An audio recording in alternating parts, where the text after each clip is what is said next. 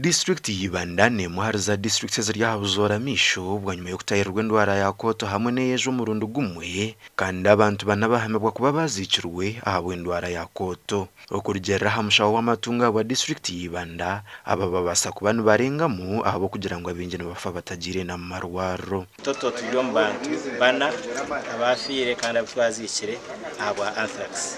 So then ekikwateye n'amatungo na rusente na nembuzi haturiyo mu nte zikurenga 10 ezafira bwa anthrax kandi twazikire na nembuzi kamukaga. Endwara ya kooto yakabarwaho mu district y'umwaka guhwire kandi negamba kuba yatandikira hangamiya eyabire ryo mworeko y'abantu barire bwa nyuma yo kufa. Bwo burwire bw'ejo nabwo butire district yo mu mberami ecyagimisereza bebembezo kubugana habarisa n'ababaji urukiko rwatandikiro muri Ibanda municipality okurondo mubazi. Muri Ibanda twine farms ezitumanya farms 5 ibiri ziri bishese emwe eri Nyamarebe kandi ibiri zikayihangara. Omuri bishese ente zirwire zona hamwe tugamente 30 abo kuba famu imwe twine ente 20 nizo nente mukaga. Omuri kayihangara twine ente 15 kandi na no muri Nyamarebe twine ente at least 15.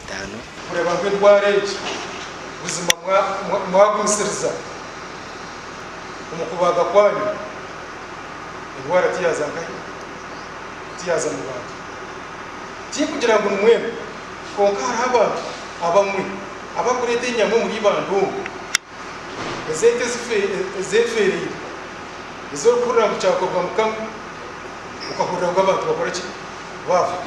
Umurukiko rwakorwa habaho kuronda ubukiko kurwo mu babaji n'abarisa okureba ngo barwanise ndwareji. Municipality bano twatandikira twaronda akakiko ka members mwenda kurwo mu divisions 3 akakika akakarumuri representatives b'abarisa abasubuzi b'amate na n'ababaji kanda kaniye kuba nka steering committee yo kurangu Ibanda municipality bayirinda urwire bwezwa no bwa anthrax.